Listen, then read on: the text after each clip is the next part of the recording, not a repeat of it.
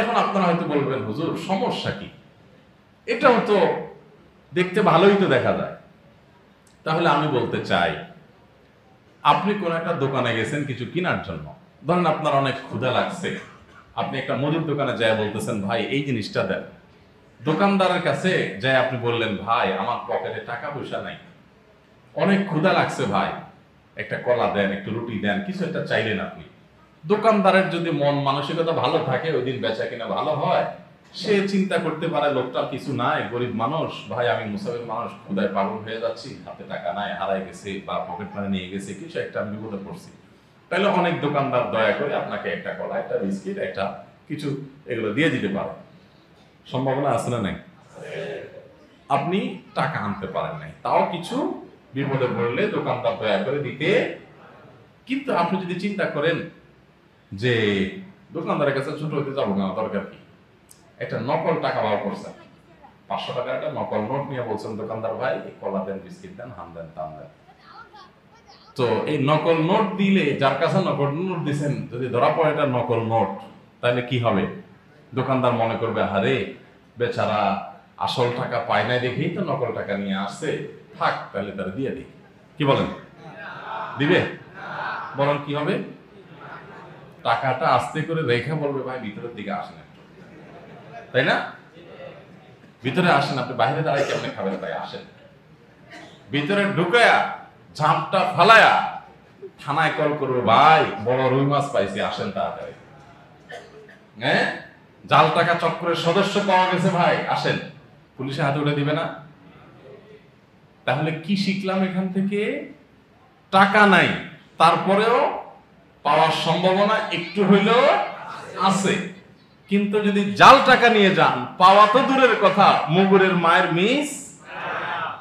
ঠিক একই ভাবে কোরআন হাদিস অনুযায়ী ইবাদত বন্দেগী করে দুনিয়া থেকে গেছেন, তো জান্নাতের আশা করতে পারেন জোরালো। এমনকি ইবাদত বন্দেগী বেশি করতে পারেন নাই, যা আল্লাহর কাছে কান্নাকাটি করছেন, মাফ করছেন আল্লাহ, মাফ চাইছেন, আল্লাহ আমি তো বেশি কিছু আনতে পারি না, তুমি দয়া করে জান্নাত দিয়ে দিও আল্লাহ। তো আল্লাহ তাআলা দয়া করে দিতেও পারেন যে বান্দা আমল করতে পারেন নাই। কিন্তু যদি ওই যে নকল আমল, 2 নম্বর আমল নিয়ে যান, যেটা মেড ইন মদিনা না, যেটা মেড ইন কোন, আর সেটা না বলি, বিভিন্ন জায়গার মেড, ইসলামের নামে বিভিন্ন জিনিস আছে না, অমুক জায়গার মেড, তমুক জায়গার মেড, অমুক হুজুরের মেড, তমুক পীর সাহেবের, অমুক আলেম সাহেবের মেড, এটা মেড বাই মুহাম্মদ সাল্লাল্লাহু আলাইহি ওয়াসাল্লাম না, মেড ইন মদিনা না, সুন্নতে নাই, কোরআন হাদিসে নাই। এরকম নকল আমল যদি নিয়ে আল্লাহর কাছে হাজির হন, তখন কি হবে জানেন? নবী সাল্লাল্লাহু আলাইহি ওয়াসাল্লাম বলেছেন, ইয়্যাকুম ওয়া মুহদাসাতিল উমুর, তোমরা সমস্ত নকল আমল থেকে বেঁচে থাকবা। ফা ইন্না কুল্লা মুহদাসাতিন বিদআহ, কারণ ইসলামের নামে যত নকল আমল আছে, কোরআন হাদিসে যেটা নাই, এরকম বানোয়াট আমল, এগুলো সবগুলো বিদআত, এগুলো সব নতুন আবিষ্কার। ওয়া কুল্লু বিদআতিন দালালা ওয়া কুল্লু বিদআতিন দালালা, আর সকল বিদআত এটা ভ্রষ্টতা, মানুষকে সঠিক পথ থেকে সরায় দেয়। আর এই বেদাতে যে গোমরাহি হয়, পথহারা হয়, এই পথহারা হলে সে পথের শেষ মাথায় জাহান্নাম অপেক্ষা করছে। বেদাত এবং নকল আমলে কখনো আল্লাহর কাছে মুক্তি পাওয়া যাবে না। এই জন্য ভাই খুব সাবধান আমলের ক্ষেত্রে। আস্তে আস্তে আস্তে আস্তে ইনশাআল্লাহ ইনশাআল্লাহ ইনশাআল্লাহ বাবাজি, আমরা শিরক বিদআত করব না বলেই তো এত কথা বলতেছি। আল্লাহ আমাদের সবাইকে আমলের তৌফিক দান করুন। তাহলে আমরা পাক্কা নিয়ত করব যে আমরা কোনো শিরক এবং বিদআত করব না। আল্লাহ আমাদেরকে বুঝা এবং আমল করার তৌফিক দান করুন। আল্লাহর কাছে নাজাত পাইতে হলে শিরক মুক্ত তাওহীদ আর বিদআত মুক্ত আমল লাগবে। শিরক মুক্ত তাওহীদ আর বিদআত মুক্ত আমল লাগবে। আমল হইতে হবে পিওর, অরিজিন। 2 নম্বর জিনিস আল্লাহর কাছে গ্রহণযোগ্য হবে। আপনি কোন এমবাসিতে ভিসার জন্য জমা দিবেন নকল কাগজ দিয়ে, যদি ধরা পড়ে যে এটা নকল কাগজ, তাহলে ব্ল্যাক লিস্টে ফেলায়া জীবনের তোরা ভিসার রাস্তাই বন্ধ করে দিবে। ঠিক না ভাই? ঠিক। আর আপনি কাগজপত্র যারা গেছেন, ভিসা পাইলে পাইতে পারেন, না পাইলে নাই, কাগজ নেন না, ভিসা হবে না।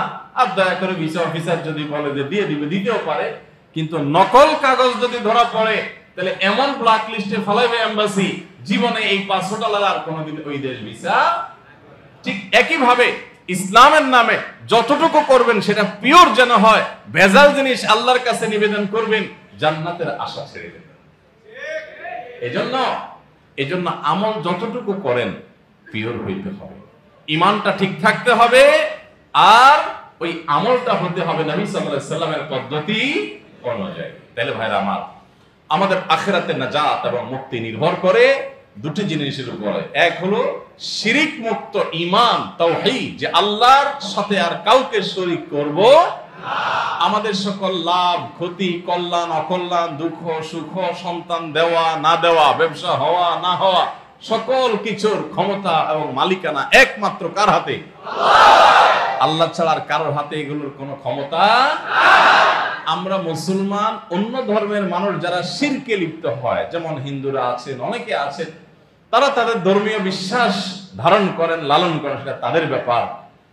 কিন্তু আমাদের সাথে অন্যান্য ধর্মের মানুষের পার্থক্য হলো এই জায়গায় যে মুসলমান একত্ববাদে বিশ্বাসী, তাওহীদে বিশ্বাসী। আল্লাহর সাথে মুসলমান কাউকে শরীক সাব্যস্ত করে না। এজন্য ভাই, শিরিক করা যাবে না। আপনি সিজদা আল্লাহকেও দেন, আবার কবরকেও দেন, আছে না নাই? এটাকে শিরক বলে, পার্টনার বলা। আল্লাহর পার্টনার আপনি বানাইলেন, আল্লাহরে যা দিলেন তারেও তা দিলেন। আরে সে তো আল্লাহর সৃষ্টি, আল্লাহর গোলাম।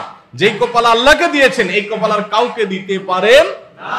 যে প্রার্থনা শুধু আল্লাহর কাছেই করবেন, এটা আর কারোর কাছে করতে পারেন না, তাহলে শিরক হয়ে যাবে। আর শিরক যদি হয়, আল্লাহ কোরআনে বলেছেন, ওয়ালাকাদ উহিয়া ইলাইকা ওয়া ইলাল লাযিনা মিন ক্বাবলিকা লা ইন আশরাকতা লা ইয়াহবাতান্না আমালুকা ওয়া লা তাকুনান্না মিনাল খাসিরিন। হে রাসূল, আপনার এবং আপনার আগে যত নবী রাসূল এসেছেন পৃথিবীতে, সমস্ত নবী রাসূলদের কাছে একটা কমন ওহীর নির্দেশ দেওয়া হয়েছে। সেটা হলো, যদি আপনি যদি শিরকে লিপ্ত হন, নবীকে আল্লাহ বলতেছেন, আপনি যদি শিরকে লিপ্ত হন, লা ইয়াহবাতান্না আমালুক, অবশ্যই অবশ্যই অবশ্যই আপনার আমল, যত ভালো কাজ করেন সব বাতিল হয়ে যাবে। শিরকে লিপ্ত হলে কোনো আমল থাকবে না। এজন্য ভাই, সংগ্রাম চালাতে হবে, ঈমান যেন হয় শিরক মুক্ত, আর আমল যেন হয় বেদাত মুক্ত। ঈমান হতে হবে শিরক মুক্ত, আর আমল হতে হবে বেদাত মুক্ত। এই দুইটা জিনিস যদি আপনি ঠিক রাখতে পারেন, তাহলে পুঁজি অল্প যদি হয়, টাকা যদি একটু কমও থাকে, ওই দোকানদার যেরকম জিনিস দিয়ে দিবে, আমলের পুঁজি একটু কমও যদি থাকে, কিন্তু পিওর থাকে, ভেজাল না থাকে, আল্লাহ তাআলা জান্নাত দেওয়ার সম্ভাবনা আছে ইনশাআল্লাহ। আল্লাহ আমাদের সবাইকে তাওহীদকে ঠিক করার তৌফিক দান করুন, বেদাত মুক্ত আমল করার তৌফিক দান করুন। তাহলে ভাইরা, আমরা চেষ্টা করব আমাদের ঈমানটাকে শিরকের ভেজাল থেকে মুক্ত করতে, আর আমলটাকে বেদাতের ভেজাল থেকে মুক্ত করতে। চেষ্টা করা যাবে না ইনশাআল্লাহ? আল্লাহ আমাদের সব ভাই বোনকে বোঝার তৌফিক দান করুন। ভাইরা, আমার সমাজে কেউ যদি ভুলে থাকে, তাহলে তাকে প্রতিপক্ষ মনে করা যাবে না। আমার ভাই ভুল করছে, মায়া করতে হবে, দয়া করতে হবে, স্নেহ করতে হবে, আদর করতে হবে, নরম ভাষায় কথা বলতে হবে। আমরা অনেকে কোরআন হাদিসের কথা বলতে যাইয়া, সুন্নাতের কথা বলতে যেয়ে, বেদাতের বিরুদ্ধে বলতে গিয়ে আমরা অনেক সময় বাড়াবাড়ি করে ফেলি, সীমালঙ্ঘন করে ফেলি, মাত্রা জ্ঞান হারিয়ে ফেলি। আল্লাহ তাআলা তার নবী মূসা এবং হারুন আলাইহিস সালামকে বলেছেন, ফাকুলা লাহু কাওলাল লাইয়িনা, তোমরা উভয়ে আল্লাহর নবী রাসূল হওয়া সত্ত্বেও আল্লাহ বলেছেন, ফিরাউনের কাছে যখন যাবা, তখন নরম ভাষায় কথা বলবা। ফিরাউনের মতো কাফটা কাফেরের কাছে আল্লাহর দুইজন নবীকে, রাসূলকে যদি আল্লাহ বলেন নরম ভাষায় কথা বলতে, তো আপনার সমাজে, আপনার আশেপাশে কোনো ভুলভাল করা মানুষ, বেদাত করা মানুষ, কোনো অন্যায় করা মানুষ, সে তো ফিরাউনের মতো এত খারাপ হয় নাই, আর আপনিও তো ওই নবী রাসূলদের সমান হওয়ার প্রশ্নই ওঠে না। তাহলে আপনি কিভাবে মানুষকে বেদাত থেকে বাঁচাতে গিয়ে সত্য, রূঢ় এবং বাজে ভাষা ব্যবহার করতে পারেন? আপনি কিভাবে মানুষকে তাচ্ছিল্য করতে পারেন, অপমান করতে পারেন? যদি আপনি সুন্নাত প্রচারের নামে মানুষকে অতিরিক্ত কড়া, মাত্রা ছাড়িয়ে যদি কোনো কড়া কথা বলেন, কোনো ভুলভাল কথা বলেন, বাড়াবাড়ি সীমা লঙ্ঘন করেন, তার আপনি ইসলাম প্রচার করেন নাই, আপনি আপনার প্রবৃত্তির পূজা করছেন। প্রবৃত্তির পূজা বুঝেন? যে নিজের নফসের জেদ খেদ মিটাইছেন। এই ভাইটা ভুল করতেছে, আমি তার বিরুদ্ধে যা তা বলে আমার মনের ঝাল মিটাইলাম, এটা ইসলাম প্রচার না। আল্লাহ আমাদেরকে সহনশীল হওয়ার তৌফিক দান করুন। ভাইরা আমার, আমরা আমাদের প্রত্যেকটা মানুষের নিজেকে সংশোধন করব, আমার আশপাশকে সংশোধন করব।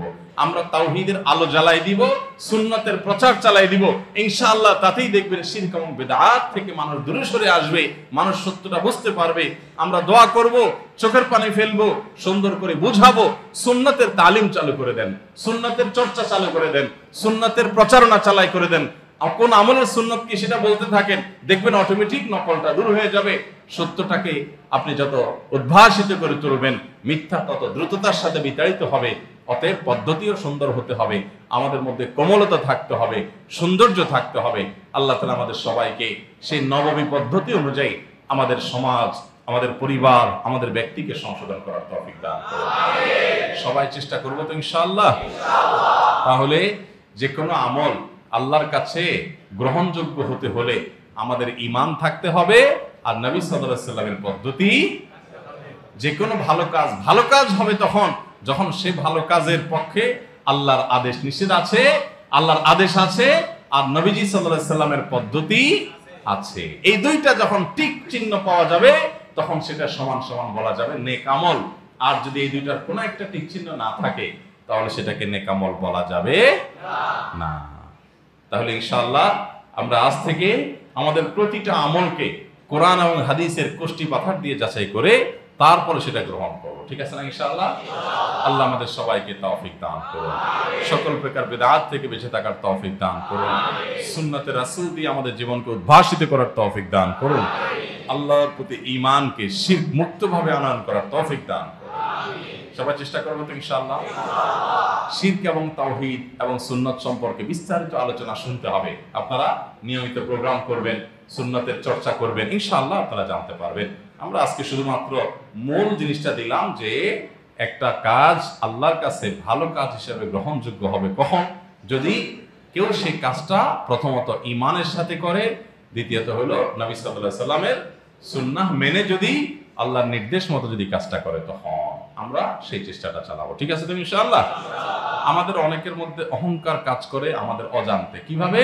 আমরা মনে করি আরে অমুকে বিদআত করতেছে, তাকে তুচ্ছ তাচ্ছিল্য করে নিজের মধ্যে অহংকার চলে আসে। আপনি যত সঠিক পদ্ধতিতে কাজ করেন, যদি আপনি অহংকারী হয়ে যান, আল্লাহ তাআলা পুরো আমলের উপরে লাল কালি দাগ দিয়ে দিতে পারে। ঠিক না বেঠিক? এই জন্য সুন্নতের যদি অনুসারী হয়ে থাকেন, নবীজির যদি অনুসারী হওয়ার দাবি করে থাকেন, তাহলে আপনার মধ্যে অহংকার আসবে না, আপনার মধ্যে বিনয় আসবে, মাথাটা নিচু হয়ে আসবে, মাথাটা উঁচু হয়ে বুক ফুলায়া অহংকারের মতো হবে না। এই চেষ্টাটা কিন্তু আমাদের করতে হবে। সবাই চেষ্টা করবো না ইনশাআল্লাহ? আল্লাহ তাআলা আমাদের সবাইকে আমাদের তৌফিক দান করুন।